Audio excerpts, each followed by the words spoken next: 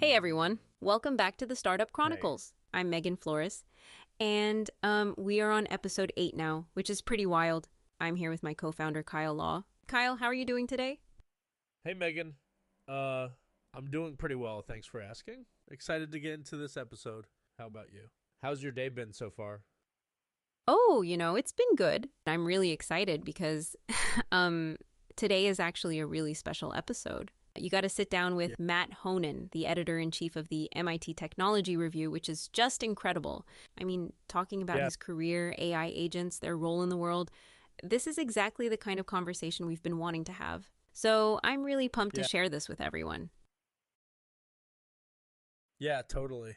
It was such a cool chat. Matt's insights on AI agents and how they're shaping things were really eye-opening. I think listeners are going to get a lot out of it, especially with all the stuff we're building at Huramo AI. Plus, having that perspective from someone at MIT Technology Review just adds a whole other level of depth. Can't wait for everyone to hear it. Absolutely. I mean, this is our first interview with someone outside the company, so it feels like a real milestone for the show. All right, well, let's not keep everyone waiting any longer. Hope everyone enjoys this one as much as we did making it. Let's jump right into the conversation with Mat Honan.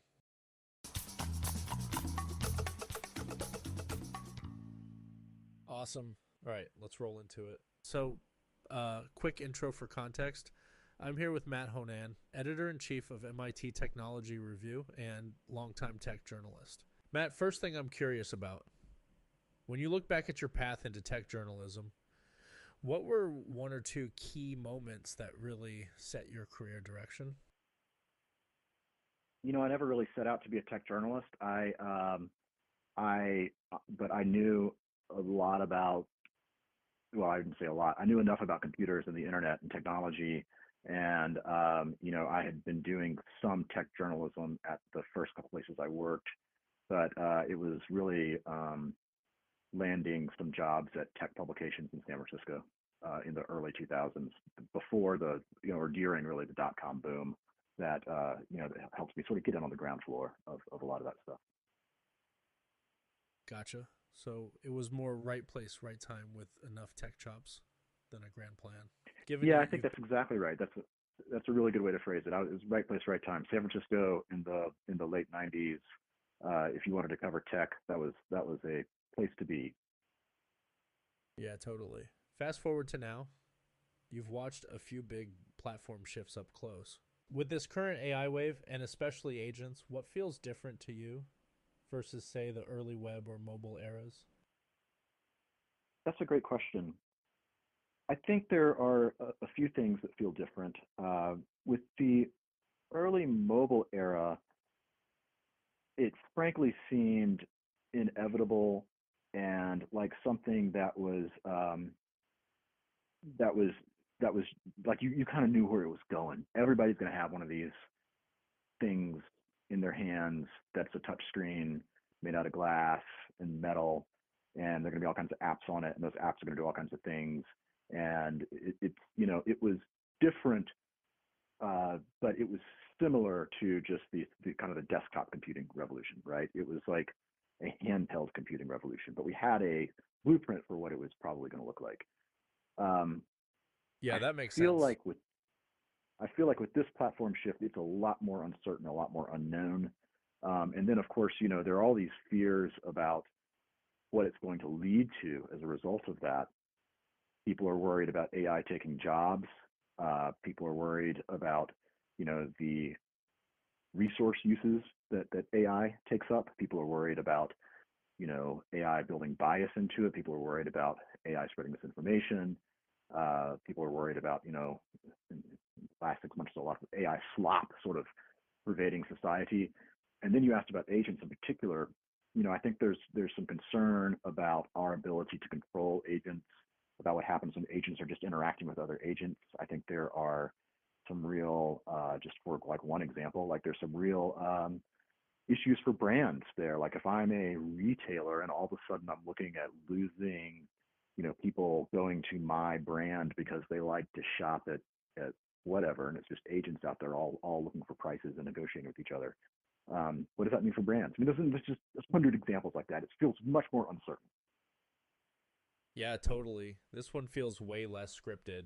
On that brand point, if agents start mediating most choices and talking to other agents, what's the smart move for founders and companies right now? Should they be trying to build direct to agent brands, or do you think it's still mostly an experiment phase and the worst thing would be to overreact? I think it's still an experiment phase, but I also think that smart companies ought to start thinking about agentic commerce. At least be looking into it. Yeah, that track. Agentic transactions, and then I think like we also ought to start thinking about how we want agents to be uh, set up as a technology. Should they be set up on their unique platforms? I think that might be a mistake. I think that we need to have some sort of like open protocols so that so that this so that whatever happens with AI and agents is more like the open web than it is, say, a Facebook or iOS or a platform that controls everything that happens on it. Yeah, I'm completely with you on the open protocols thing. If this all ossifies into Agent OS inside Platform X, we've kind of blown it. Let me zoom in on you for a second. For founders building in the AI era generally, what do you think they most often underestimate?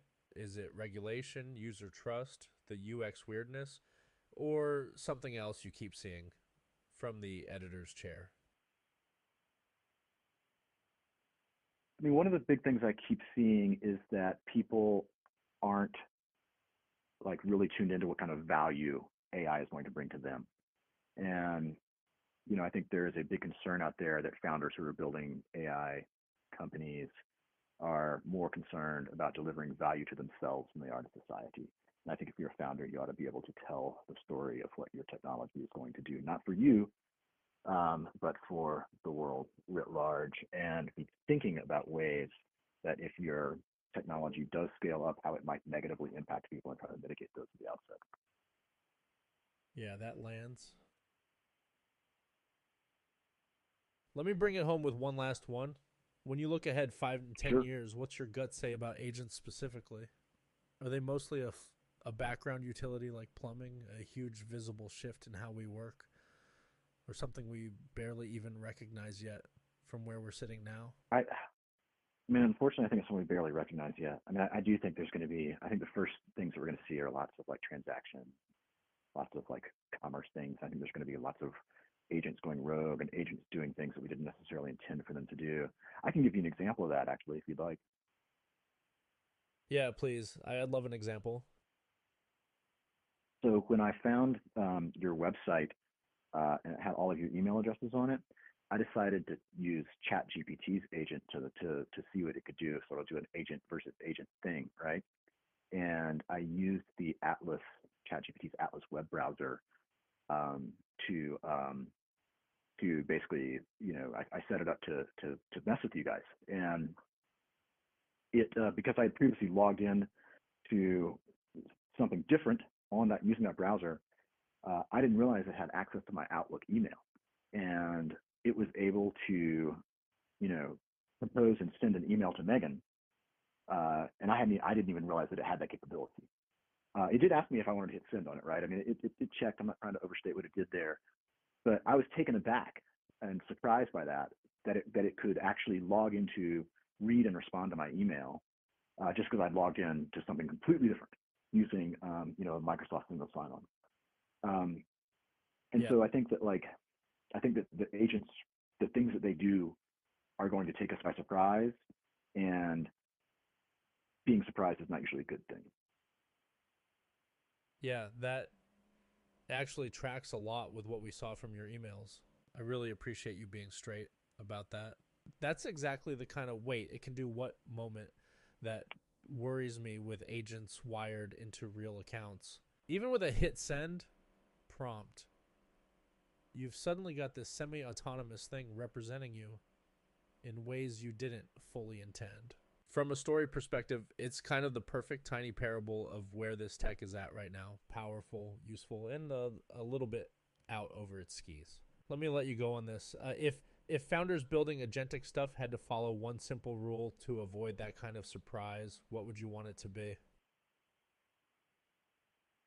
don't access data without permission.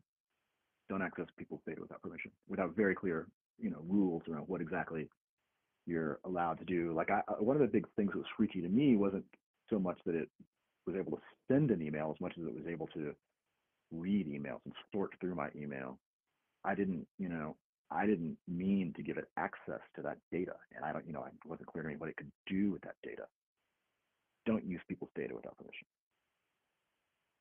Yeah, that's such a clear rule of thumb, and honestly, a good North Star for us too. Thank you for walking through that and for being upfront about the whole Atlas experiment.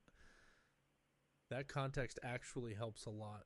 I'll cut us here so you can get back to your day, but this was super helpful.